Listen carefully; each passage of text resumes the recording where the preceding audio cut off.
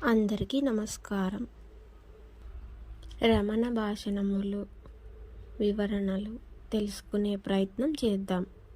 మనం ఇప్పుడు ఉపదేశ మంజరిలో అత్యంత వైరాగ్యం పరిణత శిష్యుని లక్షణంగా పేర్కొనబడింది. తిరుచునాపల్లి నుంచి వచ్చిన ఒక యువకుడు ఒకడు ఆ విషయం తెలియగోరుతూ ఇట్లా అడిగినాడు: వైరాగ్యం అంటే ఏమి? ప్రాపంచిక వ్యవహారాల్లో అనాసక్తి, ముముక్షుత్వం అంతే గదా. ఇప్పుడు మహర్షి: అది లేనివారు ఎవ్వరు? ప్రతివాడు సుఖమే కోరతాడు, ప్రతివారు సుఖమే కోరతారు. కానీ శోక గర్భాలయమైన వినోదాన్ని సుఖమని భ్రాంతి చెందుతాడు. అంటే మనం ఇక్కడ తెలుసుకోవాల్సింది భగవాన్ రమణులు చెప్పినది. శోక గర్భాలయమైన వినోదాలను కోరుతారు అని అంటే మనం కోరుకునే చిన్న చిన్న విషయాలని దాని వెంట ఎంతో దుఃఖమే ఉంటుంది, సుఖం ఉంటుంది, దుఃఖం ఉంటుంది, పక్కనే ఉంటాయని మనం అర్థం చేసుకోవాలన్నమాట. ఇక్కడ సంతోషం అనేది కొంచెం కొంచెంగానే ఉంటుందన్నమాట. అది తీరగానే మరి తర్వాత దుఃఖమే వస్తుంది తర్వాత. అలా మనం ఒక్కొక్క చోటు అర్థం చేసుకోవాలని భగవాన్ రమణులు అలా చెప్తారు. ఉదాహరణకు ఏదైనా ఒక గాజు వస్తువు తెచ్చుకున్నాము అనుకోండి, అది కోరుకున్నాము, తెచ్చుకున్నాము, అది కొద్ది రోజుల తర్వాత ఎంతో ఇష్టంగా పెట్టుకున్న తర్వాత అది కింద పడడము ఏదో జరిగి పగిలిపోతుంది అనుకోండి, దానిపైన పెట్టుకున్న ఎంతో ఇష్టం అంతా ఒక్కసారిగా దుఃఖంగా మారుతుందన్నమాట. అలా ఉదాహరణగా భగవాన్ చెప్తున్నారు. అలా వస్తువు మనతోనే ఉంటుంది, మనతో పాటే ఉంచుకోవాలి, ఇది నాదే, ఇది నాతోనే ఉంటుంది ఎల్లప్పటికీ అని మనం అలా అనుకోవడము మన ఇష్టము, మన మోహము దానిపైన పెంచుకోవటము అలా ఉంటుంది. అది తీరా పగిలిపోయిన తర్వాత అది భ్రాంతి కదా, మనకు తెలియక దానిపైన మోహం పడడమే ఆ భ్రాంతి అన్నమాట. ఆ భ్రాంతి బంగురం అని మనకు భగవాన్ ఇక్కడ చెప్తారనమాట. అంటే అది శాశ్వతమైనది కాదు, మనం తెలుసుకోవాలి. ఇది శాశ్వతమైన సుఖాన్ని కోరటం లేదు. మనం ఏది కోరినా దాని వెంట దుఃఖమే ఉన్నది. దాన్ని కోరడం వల్ల వెంటనే కాస్త సంతోషం ఉంటుంది, సంతోషం తర్వాత దుఃఖం ఉంటుంది అని మనం తెలుసుకోవాలి. కానీ మనమేమనుకుంటామంటే అదంతా మామూలేలే, అలా అనుకుంటే ఇక బతకగలమా అని మనకు అనిపిస్తుంది అన్నమాట. అలా కాకుండా భగవాన్ రమణులు చెప్పినట్టు మనం విచారణ లోతుగా చేసుకుంటే ఏమిటి ఈ భ్రాంతి, ఏమిటి ఈ బంగురము, ఏమిటి దుఃఖము అని మనం ఆలోచించగలిగితే మనకి అనే వివరణలన్నీ మనకు తెలిసి ఆ దుఃఖము కాస్త అయినా తగ్గుతూ వస్తుందన్నమాట. ఇక్కడ భగవాన్ రమణులు మనకు బాగా చెప్పేది ఏమిటంటే ప్రపంచంలో సుఖదుఖాలు ఒకదాని వెంట ఒకటి వస్తూనే ఉంటాయి అని. దుఃఖాన్ని ఇచ్చేటివి, సుఖాన్ని ఇచ్చేటివి, వాటిని ఏర్పరచి సుఖదాయకాలందే ప్రవర్తించటం వైరాగ్యం అని భగవాన్ రమణులు ఇక్కడ మనకు చెప్తారు. ఇక్కడ మనకు భగవాన్ రమణులు చెప్పే ముఖ్య విషయం ఏమిటంటే ఏది చేస్తే బాధ రాదో అది చేయడమే, అదే తెలివి, దాన్ని ఎలా ప్రవర్తించాలో ఆ విషయాలలో అదే తెలివి అని మనకి ఇక్కడ చెప్తారనమాట రమణులు.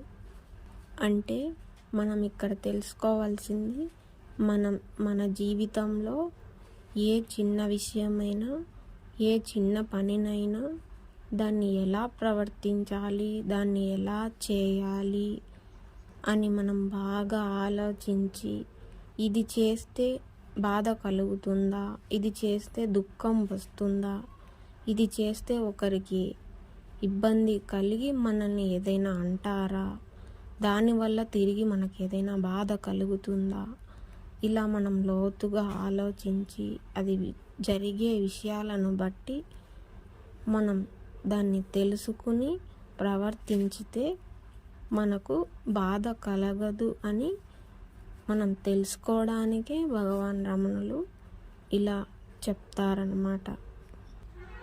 ఇక్కడ ఇంకొక భక్తులు ప్రశ్న అడుగుతారు. మనస్సు కొద్దిసేపే శాంతంగా ఉండి అంతలోనే విజృంభించుతుంది, ఏం చేసేది అని అడుగుతారు. ఇప్పుడు మహర్షి సమాధానం, పలుమార్లు కలుగుతున్న శాంతిని స్మరించుకోవాలి.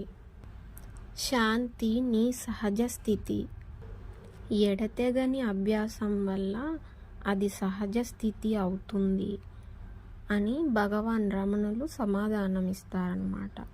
అంటే మనం ప్రతిసారి ప్రతిరోజు మనం ఆ స్మరణ అంటే శాంతిగా ఉండడం లాగా ప్రతి నిమిషము ప్రతి గంట అలా మరచినా కానీ మరి తిరిగి తర్వాత మళ్ళీ గుర్తు చేసుకొని మనం అలజడిగా ఉన్నామా, ఏ స్థితిలో ఉన్నాము అని తెలుసుకుని ఆ స్థితిలోకి మళ్ళీ వెళ్ళడం, అంటే ఆ శాంతంగా ఉండడానికే మనం ప్రయత్నం చేయాలన్నమాట. ఆ ప్రయత్నం చేస్తూ ఉంటే అలా మనం సహజంగా మారిపోతామన్నమాట.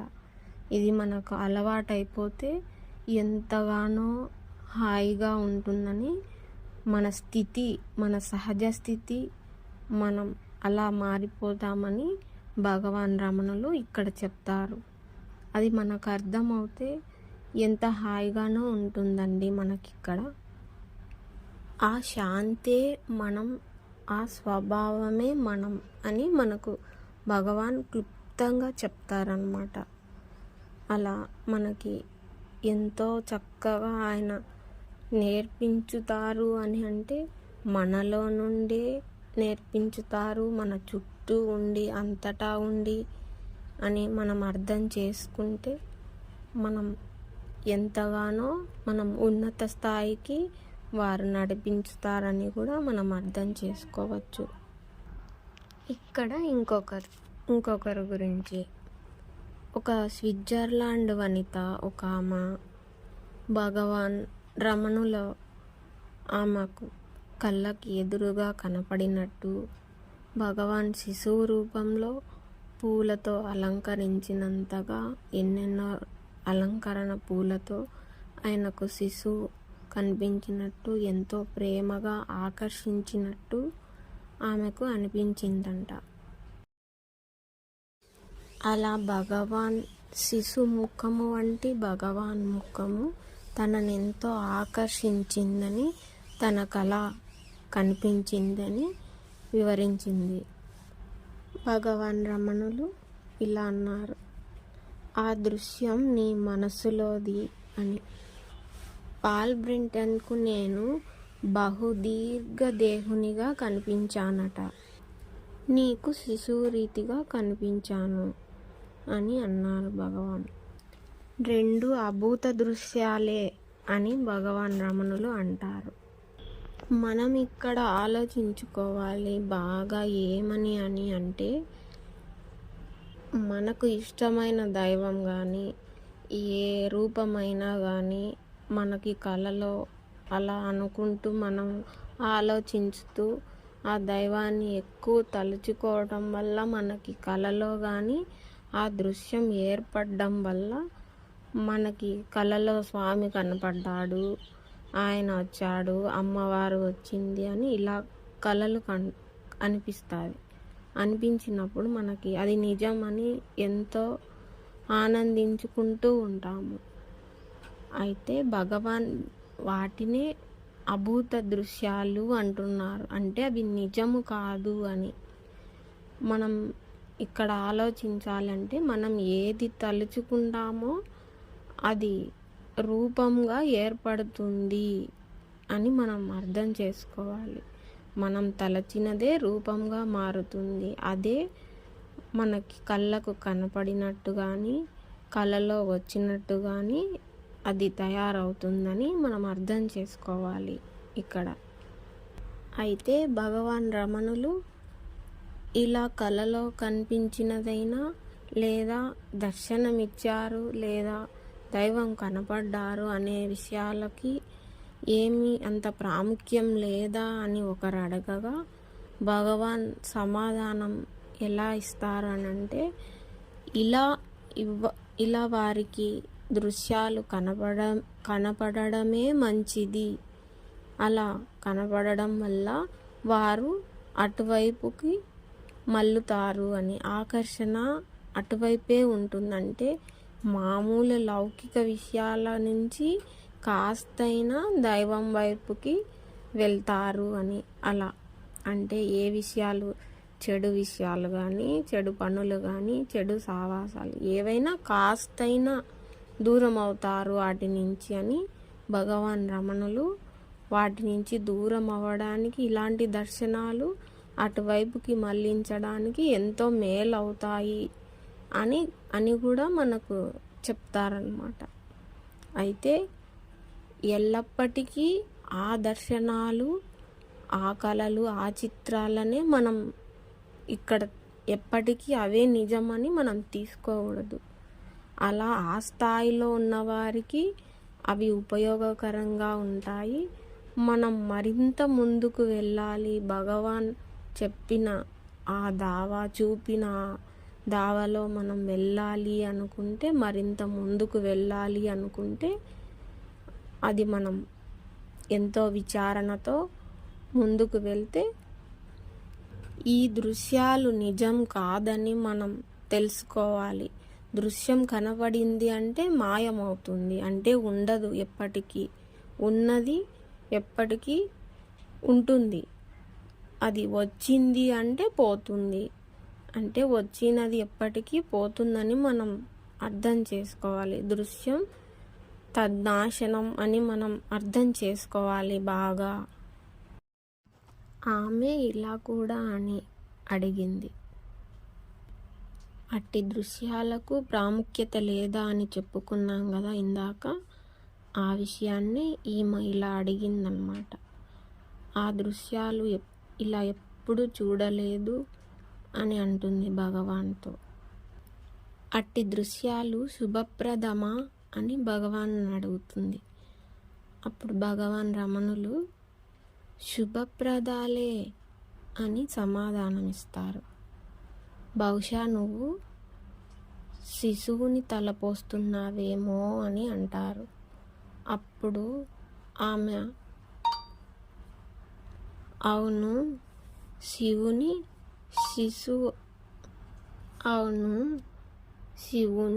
శిశువదనాన్ని అని ఆమె అంటుంది. అందుకనే నీకు అలా అనిపిస్తుంది, అది విషయం అని భగవాన్ అంటారనమాట. అలా నువ్వు తలపోసినందుకే నీ దృశ్యంలో శిశువు కనపడడానికి అని భగవాన్ అంటారనమాట. ఆమె శివుడు లయకారుడు కదా అని అంటుంది.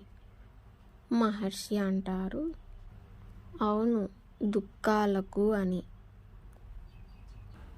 ఇప్పుడు మనమైతే ఈ విషయాన్ని ఎలా అర్థం చేసుకోవాలి అనంటే, శివుడు లయకారుడు కదా అని రమణులు అన్నట్టు దుఃఖాలకు అని రమణులు అంటారు.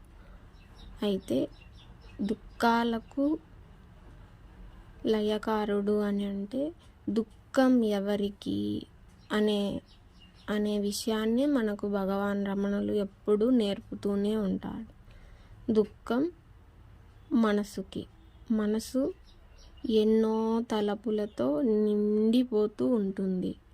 అవన్నీ నింపుకుని ఒక్కొక్కటి కోరుకుంటూ అది తీరకపోతే ఎన్నెన్నో దుఃఖాన్ని ఇంకా పోగు చేసుకుని ఇది తీరలేదు, దానికి కావాల్సినటివి అవి లేవు, ఇవి లేవు, దానికి ఏదైనా పని చేయాలి, ఆ పని దొరకలేదు అని, ఆ పని తీరలేదనో, సరి అయినది మనకు జరగలేదనో, ఏవేవో ఇక దుఃఖాలన్నింటినీ పోగు చేసుకుని మొదలుపెట్టేది మన మనస్సే. ఆ మనస్సును మనం తెలుసుకుని విచారణతో, ఆ విచారణతో ఎవరికి కలుగుతుంది దుఃఖము, ఎందుకు వస్తుంది, ఇవి గాఢ నిద్రలో లేవు కదా ఇవి మనకు అని మనం విచారణతో తెలుసుకుని, మనం తెలుసుకున్న దాన్ని అర్థం చేసుకుంటే ఆ శివుడు మనలోనే ఉన్నాడు. మన మనస్సు లయం అవ్వడమే దుఃఖాలకు లయకారుడు అనే విషయాన్ని మనం ఇక్కడ తెలుసుకోవచ్చు.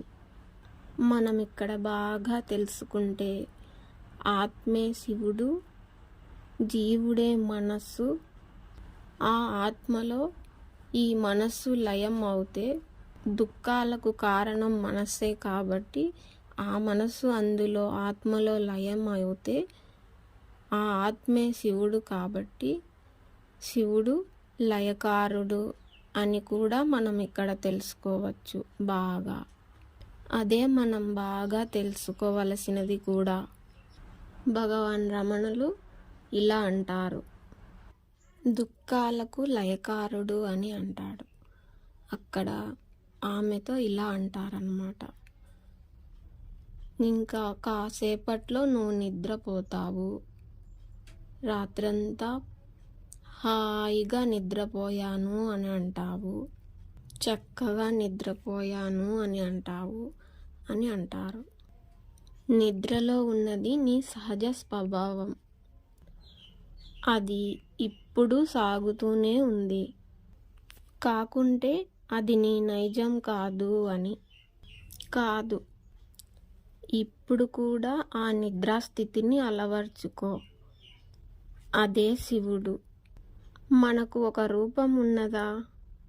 శివుని రూపం తలుచుకోక ముందుగా ఆ విషయం ఆలోచించు. నిద్రలో నీవు లేవా? అప్పుడు ఏ రూపమైనా నీ స్పృహలో ఉన్నదా? నిద్రలో నీ రూపంలోనే నువ్వున్నావా? అది లేక కూడా నువ్వున్నావు. ఆ నిద్రలోని నేను ఇప్పుడు ఉంది. నీ నిద్రానుభవంలో నీవు దేహం కాదు. నిద్రలో నీవు దేహం కానందున నీవు హాయిగా ఉన్నావు. ఆ నేనే ఇప్పుడు కూడా ఉన్నావు. అలా స్థిరంగా ఉంటే మన స్వభావం మన ఆత్మలాగా స్థిరంగా ఉంటుంది అని భగవాన్ రమణులు మనకి ఇక్కడ తెలుపుతారన్నమాట. ఇక్కడ భగవాన్ రమణులు మనకు నేర్పిస్తున్నది ఏమిటంటే, జాగృతిలో కూడా అక్కడ నడుస్తోంది మనకు ఆ స్థితి అన్నీ. దేహం లేనందువల్ల హాయిగా ఉంది అని అన్నారు కదా, అది అన్నమాట. జాగృతిలో ఏ ఆలోచన లేని స్థితి, ప్రశాంతంగా ఉంటే అదే హాయిగా ఉన్న స్థితి మనం ఇక్కడ తెలుసుకోవాలి. మనకు గాఢ నిద్రలో శరీర భావనే ఉండదు. మనకు ఆ గాఢ నిద్రలో శరీరం అనేది ఉందా లేదా అనేది కూడా తెలియదు. అప్పుడు మనకు మన రూపమే గుర్తు లేదు కాబట్టి అప్పుడు శివుడికి కూడా రూపం లేదు అని తెలుసుకోవాలి కూడా ఇక్కడ. అంటే మనకు శరీరం ఉంటే దుఃఖం ఉంటుంది, మనకు శరీరం లేదు కాబట్టి గాఢ నిద్రలో దుఃఖం లేదు. ఆ గాఢ నిద్రలో శరీర భావన అనేది ఉండదు కాబట్టి ఇక్కడ భగవాన్ రమణులు అంటారు, నీకే శరీరం లేదు కదా, మరి శివునికి శరీరం ఎక్కడిది అని భగవాన్ రమణులు అంటారు. అయితే మన విషయానికి వచ్చేసరికి శివుడు మనం ఒక్కటేనా అని ఆలోచించుకుని ఆశ్చర్యంతో ఉంటాం. కాబట్టి అయితే మనం వ్యవహారాలలో ఉంటాం కదా, లేచిన వెంటనే జాగృతిలో మొదలవుతాయి కదా, అప్పుడు నాది, నేను, నా పనులు అని మొదలవుతాయి. అయితే మనం ఇది ఎవరికి, ఇది నాది అంటున్నది ఎవరికి, ఇది నా వస్తువు, ఇది నా పని, ఇది నా మనుషులు, వీళ్ళు నా మనుషులు అని అన్నీ మొదలవుతాయి.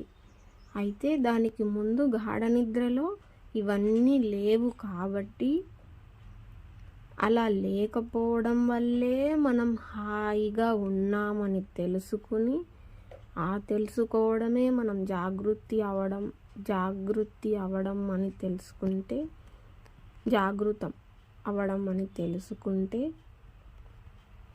జాగృతి వ్యవహారాలలో కూడా మనం అలా హాయిగా ఉండటానికంటే ఇది నాది కాదు అని అనుకుంటే అయిపోదు కదా. ఇది నాది కాదు అని స్మరణ చేసినంత మాత్రాన ఆ భావన ఎక్కడికి వెళ్ళదు. దాన్ని కొంత కొంత తొలగించుకుంటూ క్రమంగా దాన్ని తొలగించుకుంటే ఇది నిజం కాదు, ఇది శాశ్వతం కాదు, అవును చూస్తూనే ఉన్నాము అని మనము అన్ని విషయాలను విచారణతో తెలుసుకుని మనం ముందుకు సాగితే, ఆ హాయి అనేది అర్థం అవుతే మనం నిత్య వ్యవహారాలలో కూడా గాఢ నిద్రలో ఉన్నట్టే ఉండొచ్చు అన్నమాట. అయితే మనం అనుకోవచ్చు, అంత సులభమా అది సాధన చేయటము అని. అయితే ఒక్కసారిగా అయిపోదు కదా. దాన్ని మనం క్రమంగా అంటే కొద్దిగా ఒకసారి గుర్తుండొచ్చు, ఒకసారి గుర్తు లేకుండా ఉండొచ్చు. అంటే మనం ప్రశాంతంగా ఉండడానికి ఎంత కృషి చేస్తే అదే మన సహజ స్థితిగా, ఆ నిద్రాస్థితే ఈ ప్రశాంతమైన స్థితి అని తెలుసుకుంటే, దానికోసం మనం పోరాడుతూ ఉంటే, ఏ ఆస్తి కోసమో ఏ సంపాదనల కోసమో మనం పోరాడవలసిన పని లేదండి. మనకు శాంతి, ప్రశాంతంగా ఉన్న స్థితిని మనం కోరుకుంటే, దానికోసం మనం చేసే ప్రయత్నం ఎంతో ముందుకు సాగుతూ ఉంటే చాలు, మనకు ముక్తి వచ్చేసినట్టే. మనకు భగవాన్ రమణులు చెప్పినట్టు మనకు ఆ ప్రశాంతత అనేది దక్కిందనుకోండి, ఎంత మనం బజారులో వెళ్ళి అంత అల్లరిలో ఉన్నా కూడా మనకు ఆ హాయి అనేది ఉండగలమన్నమాట. అది సాధనతో, మనకు ప్రాక్టీస్తో వస్తుందన్నమాట. అలా మెల్లమెల్లగా కొద్దిగా మనకు అది అర్థమైనప్పుడు, ఆహాహా ఇదేనా రమణులు చెప్పిన స్థితి అని మన అనుభవంలోకి వచ్చినప్పుడు అది అద్భుతంగా ఉంటుందన్నమాట. ఓం నమో భగవతే శ్రీరమణాయ. రమణ లేఖలలో రమణ భాషణములు ఉన్నాయి కదా. రమణ భాషణములు అంటే మన కోసం ఆయన చెప్పినవి, ఆణిముత్యాల్లాంటి ఆ విషయాలు అన్నీ మనం తెలుసుకునే ప్రయత్నం చేద్దాం. వివరణగా, బెంగాలీ ఒకరు మనోనిరోధం ఎట్లు అని ప్రశ్నించారు. భగవాన్ రమణులు మనస్సు అంటే ఏమనుకుంటావు అని అడిగారు. ఇప్పుడు ప్రశ్న అడుగుతారు అన్నమాట. ఆసనంపై కూర్చుని దేవుని ధ్యానించేటప్పుడు తలపులు ఇతరత్ర ప్రసరిస్తాయి. ఆ తలపులను అణచవలనని నా కోరిక అని అంటాడు. భగవాన్ రమణులు అంటారు, భగవద్గీతలో తలపుల ప్రసరణమే మనోధర్మంగా చెప్పబడింది అని అన్నారు.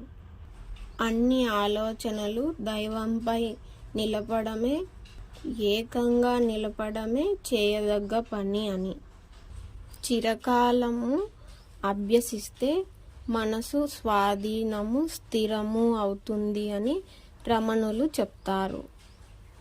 అంటే మనం ప్రతిరోజు కాస్త అయినా అభ్యసిస్తూ ఉంటే, ఆ మనస్సుని మళ్ళించుతూ ఉంటే మనం అంతరం వైపుకి అది మనకు శక్తి తగ్గుతూ మనో ఆలోచనలు తగ్గించుకుంటూ ఆ శక్తి తగ్గిపోయి అది మనకు స్థిరం అవ్వడానికి కుదురు పడుతుంది అని భగవాన్ చెప్తారన్నమాట.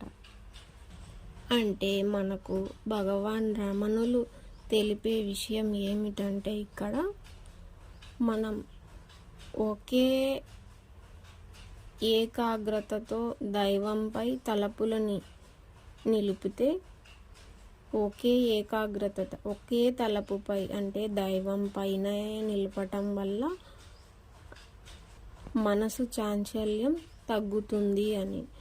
మనసు వృత్తి ఏమిటంటే చాంచల్యం, దాని వృత్తే చాంచల్యం, చంచలంగా ఉంటుంది అని. అది ఏకాగ్రతతో ఒకే తలపు దైవంపై నిలపడం వల్ల దాని శక్తి తగ్గి అప్పుడు మనోబలం హెచ్చుతుంది, అంటే మనోబలం పెరుగుతుంది అని మనకు భగవాన్ రమణులు ఇక్కడ తెలుపుతారు. అప్పుడు ప్రశ్న అడిగేవారు, మనోబలము అంటే ఏమిటి అని. అప్పుడు భగవాన్ రమణులు, మనస్సు చెదరక ఒకే తలపుపై నిలవటమే శక్తి, అదే మనోబలము అని అంటారు. మనం ఇక్కడ తెలుసుకోవాల్సింది తలపు అని అర్థం ఏమిటంటే ఆలోచన, తలపులు అని అంటే ఆలోచనలు అని మనం బాగా గుర్తు పెట్టుకోవాలన్నమాట, మనకి మరింత అర్థం అవ్వడానికి. ఇప్పుడు ప్రశ్న, దానిని సాధించటం ఎట్లు అంటే మనోబలము అన్నది సాధించటం ఎట్లు అని. భగవాన్ రమణులు, అభ్యాసం వల్ల అది సాధ్యం అని రమణులు అంటారు. అంటే మనం సాధన చేస్తూ ఉంటే, ప్రతిరోజు ప్రతి నిమిషం ఆ ఎరుకతో ఉంటే అది సాధ్యమవుతుంది ఆ అభ్యాసం వల్ల అని భగవాన్ అంటారనమాట. మొదటిలో ఆత్మానుసంధం అందరికీ జరుగుతుంది, అది కాస్త సమయమే అని మనకు భగవాన్ రమణులు చెప్తారనమాట. అంటే మనం ఆలోచనలన్నీ తగ్గుతూ ఉంటే ఆ తగ్గిపోతూ ఉన్న ఆ సమయమే మనకు ఆత్మానుసంధానం, అంటే ఆత్మతో మనం కలిసి ఉండటం అని మనకు రమణులు తెలిపే విషయం అన్నమాట. మనకి ఆలోచనలన్నీ కాస్త తగ్గుతూ ఉంటే, ఆ ఆలోచనలు లేని స్థితి కాస్తైనా మనకు సాధన చేస్తూ ఉంటాము కదా. మనం ఒక రోజులో మనం మొదటిలో ఉన్నప్పుడు ఒక రోజులో 1 నిమిషం పొందిన ఆలోచనలు లేని స్థితి ఎరుకతో ఉన్నట్టు మనం అది గుర్తించగలిగితే కాస్త తగ్గుతూ ఆలోచనలు మరీ దాన్ని గుర్తించుతూ, అప్పుడు మనకు మనోబలం అనేది దాన్ని గుర్తించినప్పుడు అది ఆ స్థితే అని ఆ మనసుకు మనం అది అర్థమయ్యేలాగా మన మనసుకి మనం నచ్చజెప్పుకుంటూ బాగా దానికి అలవాటు చేస్తే అదే సాధ్యమవుతుంది అని రమణులు మనకి ఎంతో చక్కగా వివరిస్తారన్నమాట. మనకు మనసు అనేది చెదరక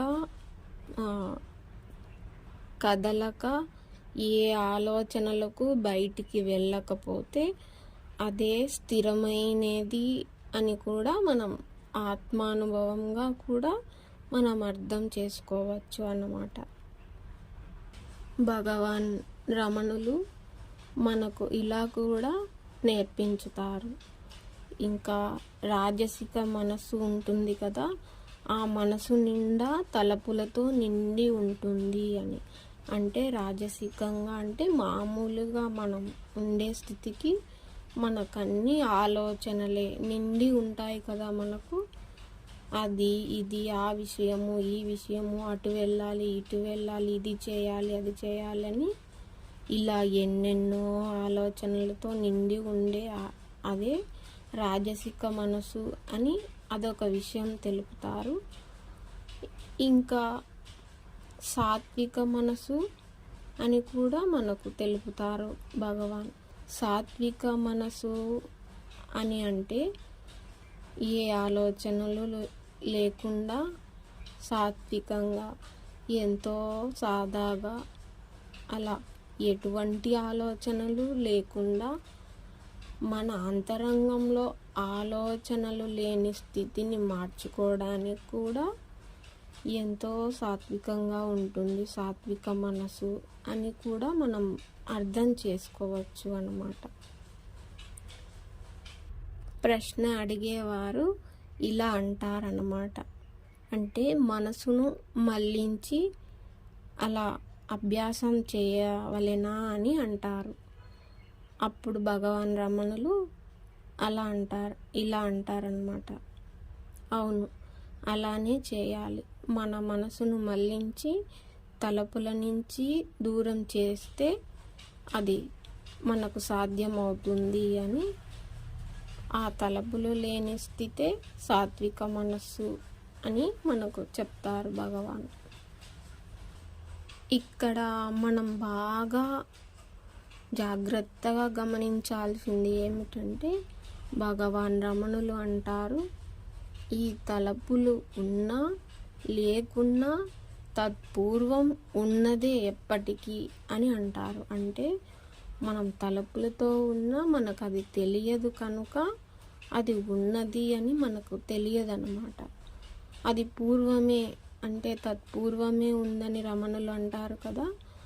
అంటే మనకు తెలియక ఉంది కానీ ఆ విషయం మనకి ఆ హాయి ఆ ఆలోచనలు లేని స్థితి అది మనలో ఉంది అని మనం ఆ తలుపుల దూరం చేసుకున్నప్పుడే మనకు అది ఎరుకలో వచ్చినప్పుడు భగవాన్ రమణులు చెప్పినది ఇదేనా అన్నప్పుడు మనకి ఎంతగానో ఆహా భగవాన్ రమణ అని మనకి అది అర్థమైతే ఆ హాయి అంత చెప్పనక్కర్లేదండి.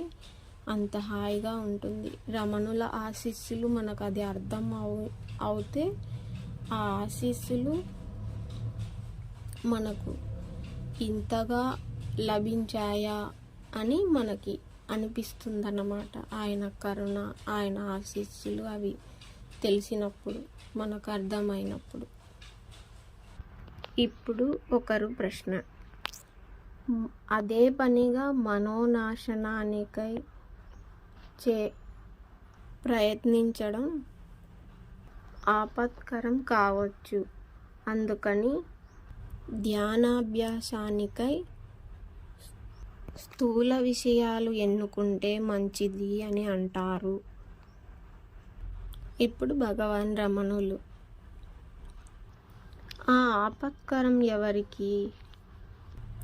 ఏ ఆపత్తి గాని ఆత్మకు భిన్నంగా ఉండునా? ఎడతెగని నేను అనే స్ఫురణ ఒక అపార సముద్రం. దాని అలలపైన బుడగ అహంకారం. దానిని జీవుడు వ్యక్తి అని అంటారు. బుడగ కూడా నీరే.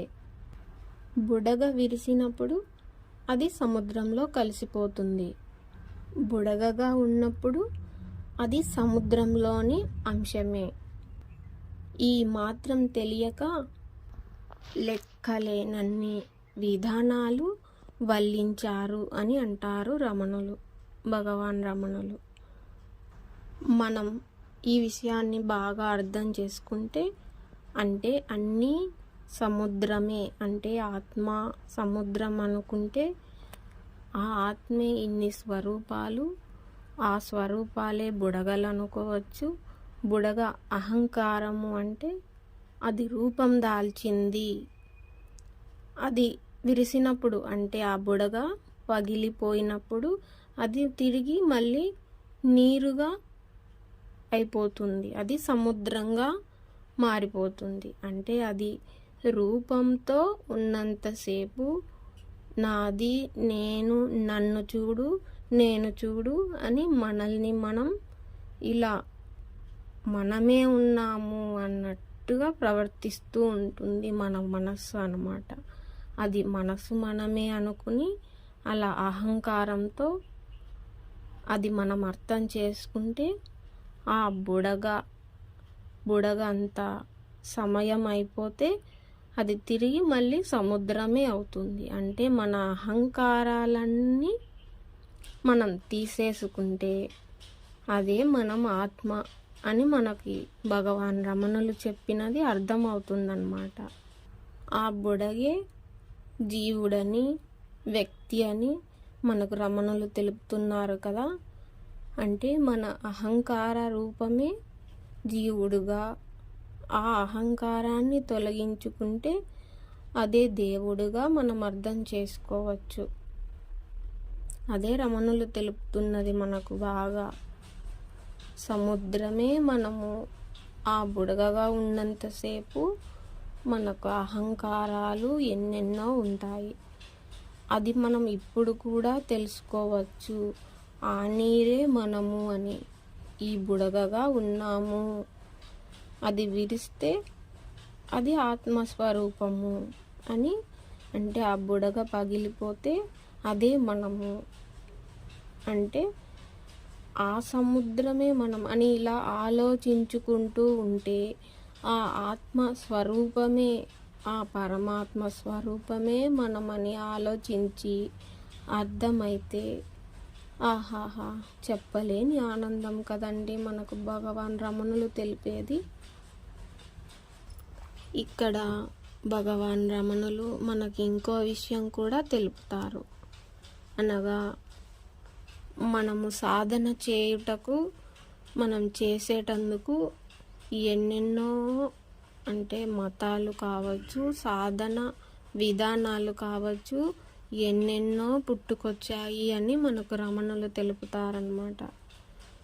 యోగము చేసే విధానము, భక్తి లేదా కర్మ, ఇలాంటివన్నీ ఎన్నెన్నో ఒకటికొకటికి అంటే ఒక్కొక్కరు ఒక్కొక్కలాగా దాన్ని మార్చుకుంటూ విధి విధానాలని ఏర్పాటు చేసి దాన్ని ఎన్నెన్నో విధాలను ఇంకా నేర్పించడానికి, సాధనలు చేయడానికని ఉంటాయి కదా.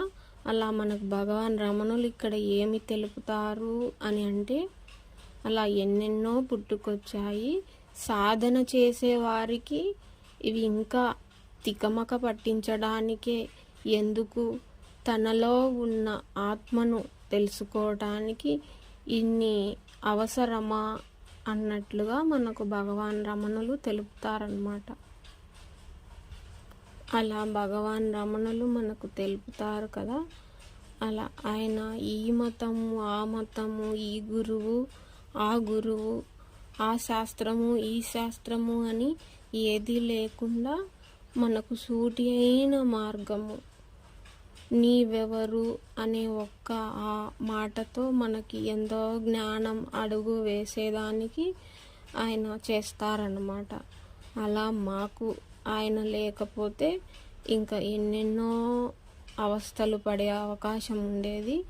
ఆయన అనుగ్రహం కాబట్టి, ఆ రమణుల ఆశీర్వాదం ఎంతో సాధనకు ముందుకు వెళ్ళేలా ఆయన ఆశీర్వదించారు కాబట్టి ఇలా అన్నమాట. ఇప్పుడు భగవాన్ రమణులు ఇలా అంటారు, తన్ను తాను తెలుసుకొనుటకు అన్య సాధములు ఏవి అవసరం లేదు అని. అనంతము, అఖండము, పూర్ణము అది నేను అన్న స్ఫురణతో తన్ను తాను తెలుసుకుంటుంది అని రమణులు మనకు తెలుపుతారు. అంటే మనం బాగా అర్థం చేసుకుంటే అఖండము, అనంతము, పూర్ణము అయిన తన్ను తానే తెలుసుకోవటము అంటే ఆ నేను మనలోనే ఉంది, ఆ నేనే మనము, ఆ నేనే అనంతము, అఖండము అని మనం అర్థం చేసుకుంటూ ఉంటే అనుభవంతో మనం బాగా తెలుసుకోవచ్చు. ఆహా, మనం ఆ అనంతమే మనమా, ఆ నేను స్వరూపమే ఈ అనంతము, అఖండము. అంటే అఖండము అని అంటే నిత్యము ఉన్నది, ఎప్పటికీ ఉన్నది అని అర్థం అన్నమాట.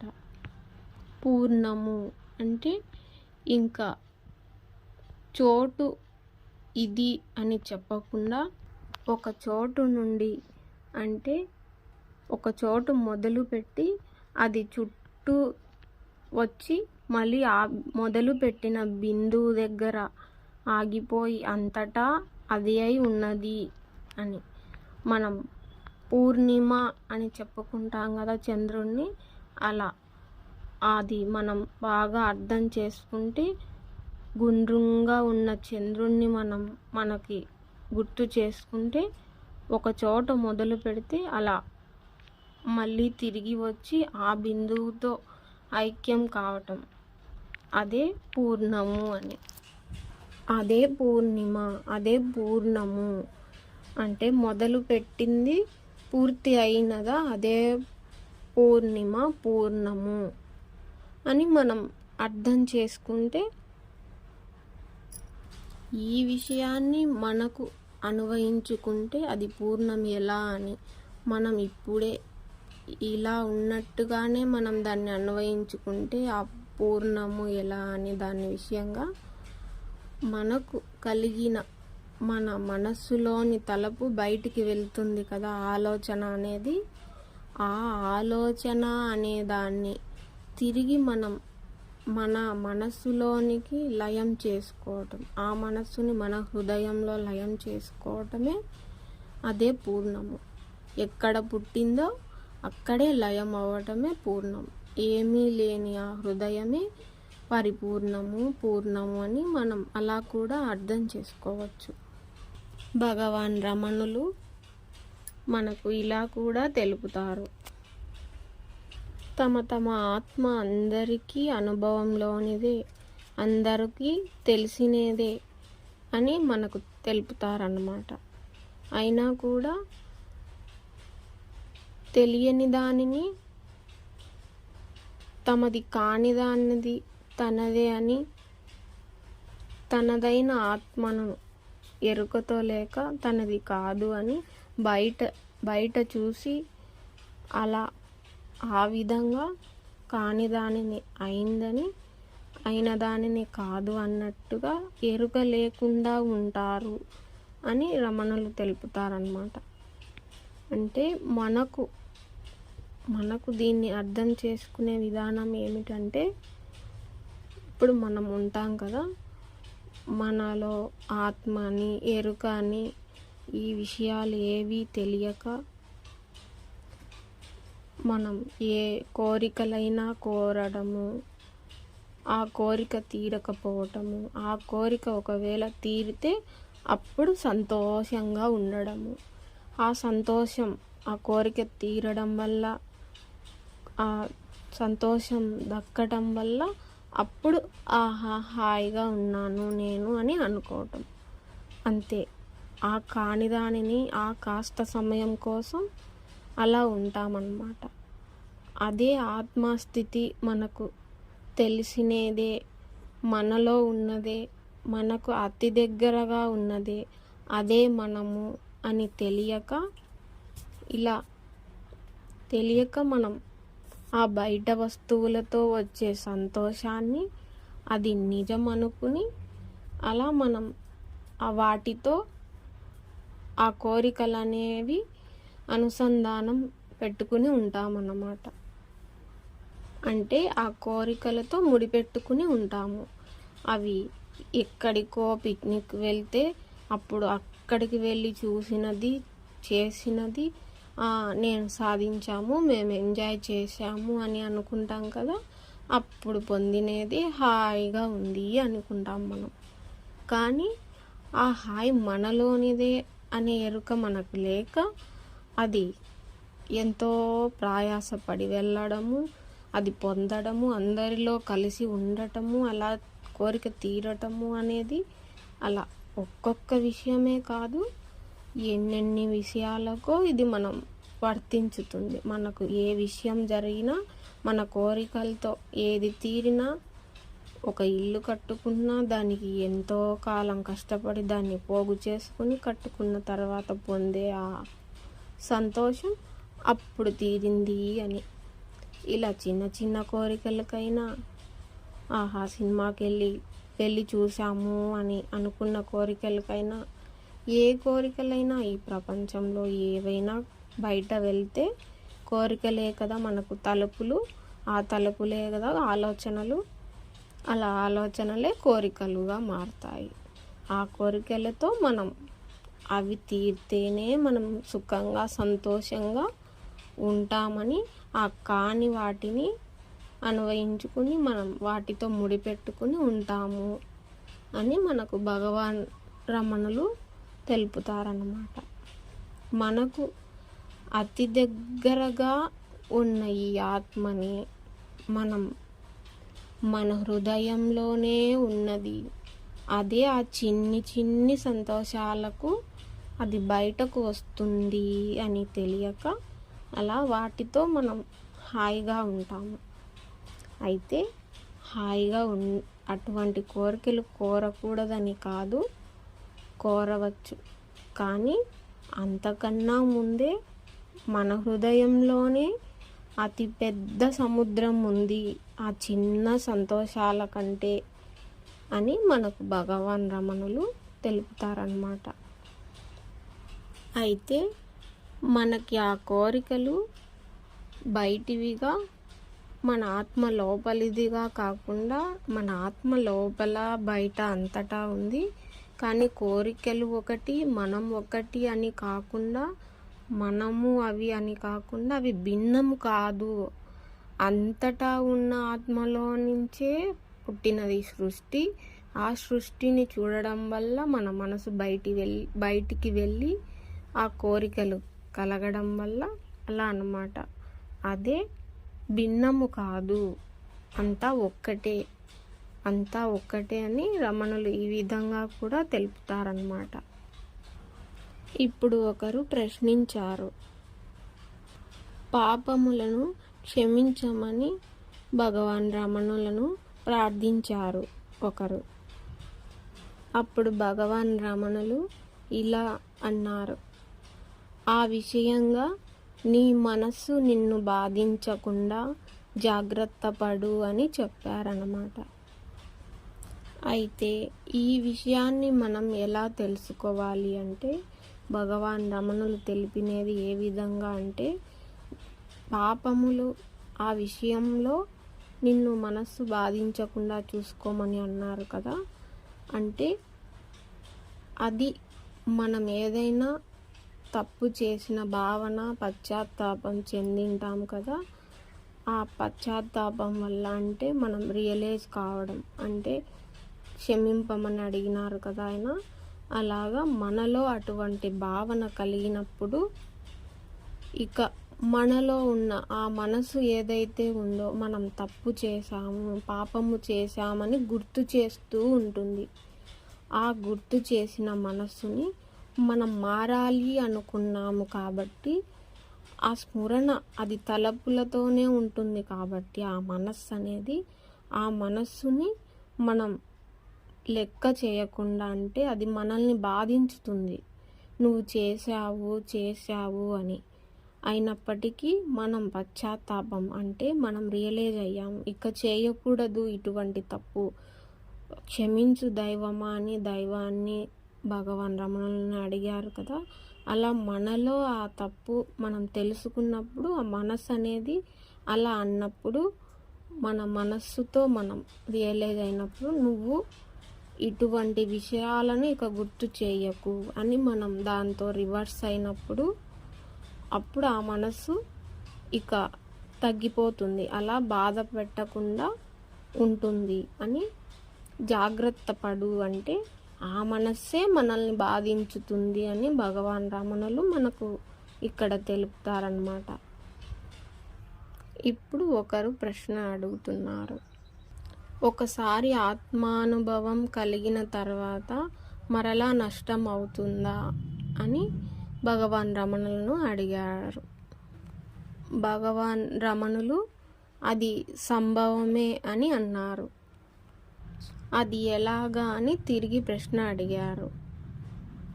భగవాన్ రమణులు ఇలా తెలుపుతారు, పూర్వ వాసనలు అవి వెలికి వచ్చి అంటే మనలో బయటికి వచ్చి అవి మనల్ని అందులోకి అంటే ఆ మాయలో ఈడ్చి మళ్ళా తిరిగి అజ్ఞానంలోకి దించి ఆత్మానుభవాన్ని మనకు నష్టం కలిగించేవి అని తెలుపుతారు. ఈ విషయాన్ని మనకు అన్వయించుకుంటే అది ఎలాగా అని అంటే, మనకు వాసనలు ఎలా మన ఇది ఆత్మానుభవాన్ని నష్టపరుస్తాయి అని మనం అర్థం చేసుకుంటే, మనం ఎంతో శాంతంగా ఉండాలని అటువైపు అడుగులు పెట్టినప్పుడు మనకు పూర్వజన్మ వాసన అనగా మన పూర్వజన్మ ఆ లక్షణాలు ఏవైనా కానీ ఆ గుణాలు, ఆ లక్షణాలు అంటే ఆ వాసనలు అంటే గుణములు అన్నమాట. మనకంటూ ఉంటారు కదా, గుణం మంచిది కాదు, గుణం మంచిది అమ్మాయిది, ఏదైనా అబ్బాయిది అంటారు కదా, అలాగా అదే వాసన అని మనం అర్థం చేసుకోవాలి. అలా అటువంటి ఆ గుణము, ఆ లక్షణము, ఉదాహరణకి అదే మన కోపం ఏదైనా ఉంటే ఆ లక్షణము మాటికి వచ్చి ఒకరిపై కోపడము, ఆ కోపం వల్ల చికాకు పడడము, ఆ ఇంటి వాతావరణం అంతా మారిపోవటము, మనం ప్రశాంతంగా ఉండాలని ప్రయత్నించటము, ఆ వాసన ఏదైతే ఉందో అంటే ఆ లక్షణము, ఆ గుణము, ఆ కోపం వచ్చే ఆ గుణం ఏదైతే ఉందో మాటికి వచ్చి మనల్ని డిస్టర్బ్ చేస్తుంది. అంటే మనల్ని ఆ ఆత్మానుభవం, ఆ ప్రశాంతతని చెడగొడుతూ ఉంటుందన్నమాట. అదే మనకు రమణులు తెలుపుతున్నారు. ఇంకొక ఉదాహరణ ఏదైనా అంటే, మనకు స్త్రీలమైతే ఏదైనా వంట చేసేటప్పుడు విసుగు పడడము, ఇది చేయాలి అది చేయాలి అని మాటికి కోపం రావటము, అది చేస్తూ ఉండగానే విసిరి పనులు చేయటము, అలా ఆ లక్షణం ఏదైతే ఉందో అది అహంకారం అని తెలుసుకుని మనకు అలా ఎందుకు చేస్తున్నాము, ఎవరికి ఇది దేనికి వస్తుంది ఈ కోపము అని ఎవరికైనా ఇలా ఆలోచన వస్తే, ఎవరికి ఈ కోపము, ఎందుకు ఈ అహంకారము, దేనికి వస్తుంది ఈ అహంకారము అని మనం భగవాన్ రమణులు చెప్పినది ఎవరికి దేనికి అనే విచారణతో ఆలోచించితే ఆ విషయాన్ని, దేనికి వస్తుంది ఈ కోపము, ఎవరికి దేనికి అనే విచారణ మనం మాటికి చేసుకుంటే, ఎందుకు ఈ అహంకారము, దేని కొరకు అని మనలో మనం ప్రశ్నించుకుని, ఇది ఆత్మ అయితే అడగదు, అహంకారం చూపుతున్నది మనస్సే, ఆ మనస్సే ఇలా ప్రవర్తించే శరీరంతో ప్రవర్తించేలాగా చేస్తుంది అని మనం వెనక్కి వెళ్ళి అలా సాధనలో విచారణతో తెలుసుకుంటే, అలా మన వాసనలు ఏవైతే ఉన్నాయో అంటే మన లక్షణాలు ఏవైతే ఉన్నాయో అవి మనం తీసేసుకునే కాస్త ప్రయత్నంతో తొలగిపోయే అవకాశాలు కూడా మనం తెలుసుకోవచ్చు. భగవాన్ చెప్పే ఆ విషయాలు విచారణతో తెలుసుకుంటే అలా కూడా మనం ఆ వాసనలు తొలగిపోయే అవకాశం మనకు ఉంటుందన్నమాట.